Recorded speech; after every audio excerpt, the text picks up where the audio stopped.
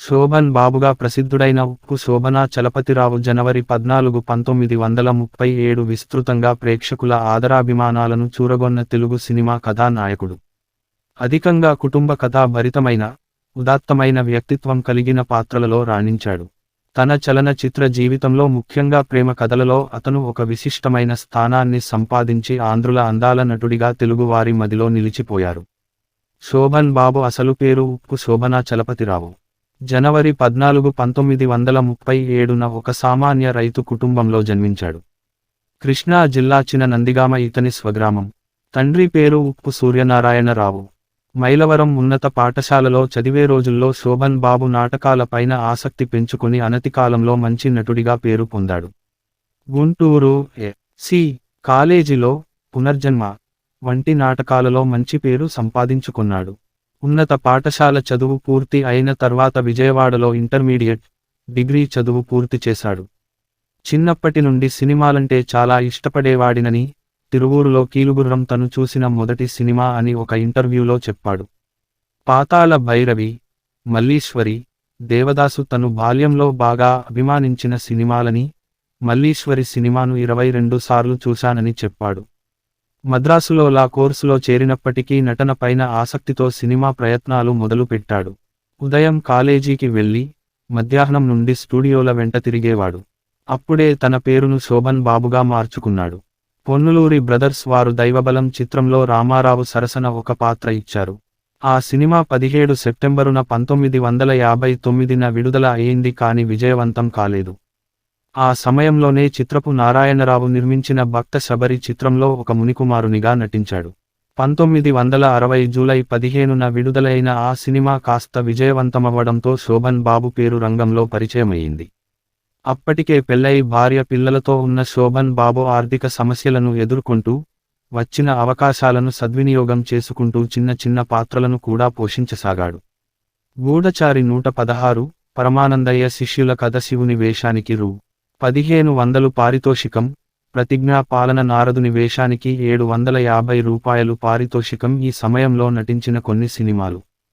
ఆ కాలంలో శోభన్ బాబుకు మంచి పేరు తెచ్చిన పాత్రలు: అభిమన్యుడిగా నర్తనశాలలో, అర్జునుడుగా భీష్మలో, లక్ష్మణుడుగా సీతారామ కళ్యాణంలో, కృష్ణునిగా బుద్ధిమంతుడులో.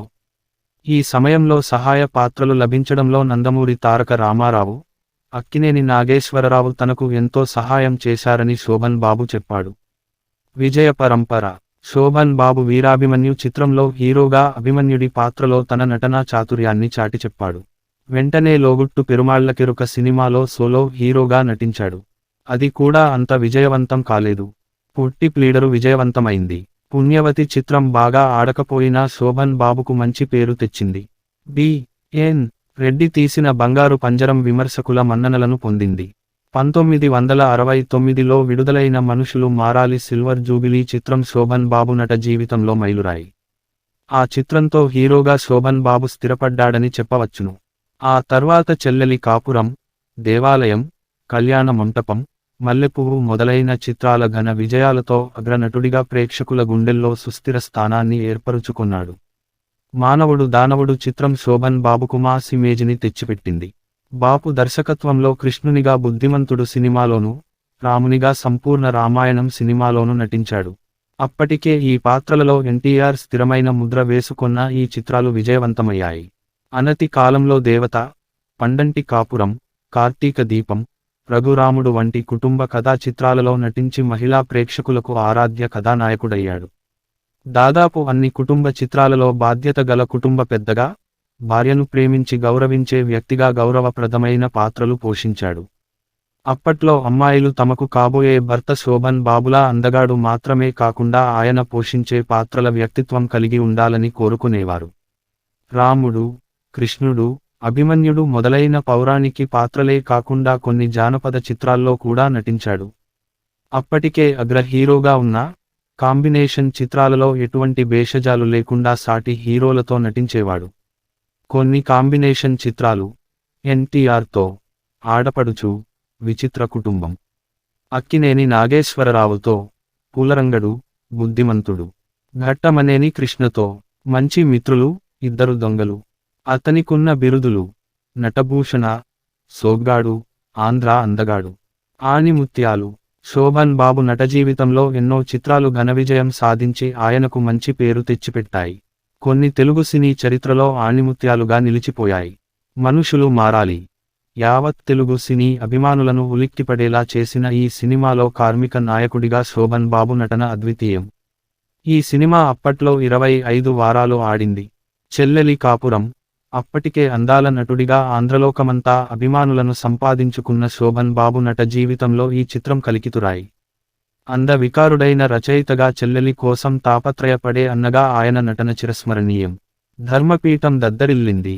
తన కన్న కొడుకులు ముగ్గురు అవినీతికి పాల్పడుతుంటే చూసి సహించలేక ముగ్గురిని అంతం చేసే తండ్రిగా శోభన్ బాబు ప్రదర్శించిన నటన అసామాన్యం. అవార్డులు రివార్డులు.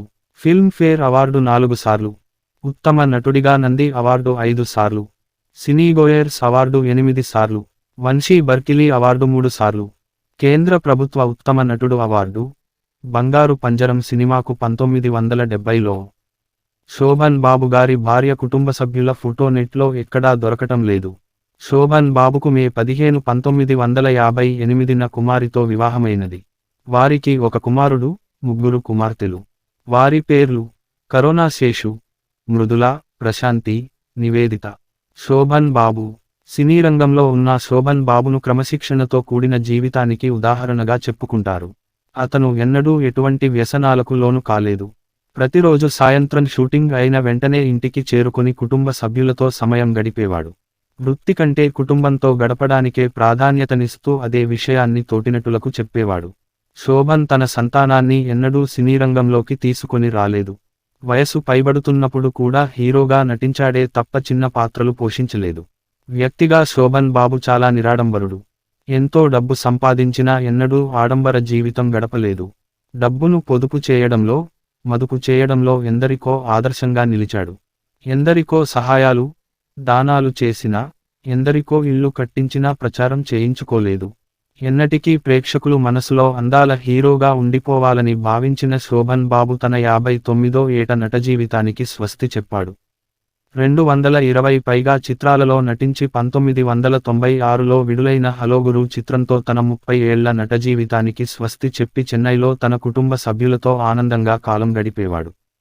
శోభన్ బాబు 2008 మార్చి 20 ఉదయం 11:10 లకు చెన్నైలో మరణించాడు. శోభన్ బాబు మరణ సందర్భంగా తెలుగు చలన చిత్రరంగానికి చెందినవారు ఘనంగా నివాళులు అర్పించారు. దాసరి నారాయణరావు, చిరంజీవి, ఇంకా ఎందరో సినిమా కళాకారులు ఆ నటభూషణుని అంత్యక్రియలకు హాజరయ్యారు. శోభన్ బాబు మృతి వార్త విని షాక్కు గురయ్యానని అక్కినేని నాగేశ్వరరావు అన్నాడు. సినీ రంగానికి దూరమై శోభన్ బాబు భార్యాపిల్లలతో ప్రశాంతంగా ఉంటున్నారని అన్నాడు. శోభన్ బాబు మృతి సినిమా రంగానికి తీరని లోటు అని నటుడు మోహన్ బాబు అన్నాడు. శోభన్ బాబు మరణించారనే వార్తను నమ్మలేకపోతున్నానని నిర్మాత రామానాయుడు అన్నాడు. తాను శోభన్ బాబుతో ఎన్నో విజయవంతమైన సినిమాలు తీశానని, తమ కుటుంబ సభ్యుడిగా మెలిగేవాడని అన్నాడు. శోభన్ బాబు మంచి నటుడే కాకుండా మంచి వ్యక్తి అని అన్నాడు. శోభన్ బాబు మృతికి దర్శకుడు రాఘవేంద్రరావు కూడా సంతాపం వ్యక్తం చేశాడు. దర్శకుడిగా రాఘవేంద్రరావుకు శోభన్ బాబుతో తొలి సినిమా బాబు. దాసరి నారాయణరావు దర్శకత్వంలో కూడా శోభన్ బాబు గోరింటాకు వంటి విజయవంతమైన సినిమాల్లో నటించాడు. సినీ నటుడు శోభన్ బాబు మృతికి అలనాటి హీరోయిన్ వాణిశ్రీ కన్నీరు పెట్టుకుంది. శోభన్ బాబు మంచి నటుడే కాకుండా మంచి వ్యక్తి అని ఆమె అన్నది. మరో నటి శారద కూడా తీవ్ర సంతాపం వ్యక్తం చేసింది. శోభన్ బాబుతో కలిసి ఆమె బలిపీఠం వంటి హిట్ చిత్రాల్లో నటించింది. జీవన తాత్వికతను శోభన్ బాబు వివరిస్తూ ఉండేవారని వాణిశ్రీ అన్నది. శోభన్ బాబు మరణ వార్త విని సినీ పరిశ్రమ యావత్తు శోకసముద్రంలో మునిగిందని సినీ నటుడు రాజేంద్ర ప్రసాద్ అన్నాడు. తాను పెద్దన్నయ్యను కోల్పోయానని సినీ నటుడు చంద్రమోహన్ అన్నాడు. శోభన్ బాబు మరణ వార్త విని ఆయన కన్నీరు మున్నీరు అయ్యాడు. జీవితంలో తనకు శోభన్ బాబు ఎంతో మేలు చేశారని, తన తల్లిదండ్రులు పోయినప్పుడు కూడా తనకు ఇంత బాధ కలుగలేదని అన్నాడు. సినీ పరిశ్రమలో శోభన్ బాబును మించిన మంచి వ్యక్తి లేడని, దేవుడిచ్చిన అన్నయ్య శోభన్ బాబు అని ఆయన అన్నాడు. తాను నిన్ననే ఫోనులో మాట్లాడానని, శోభన్ వద్దకు వెళ్లేందుకు తాను సిద్ధపడుతున్న సమయంలో ఈ విషాద వార్త వినాల్సి వచ్చిందని అన్నాడు.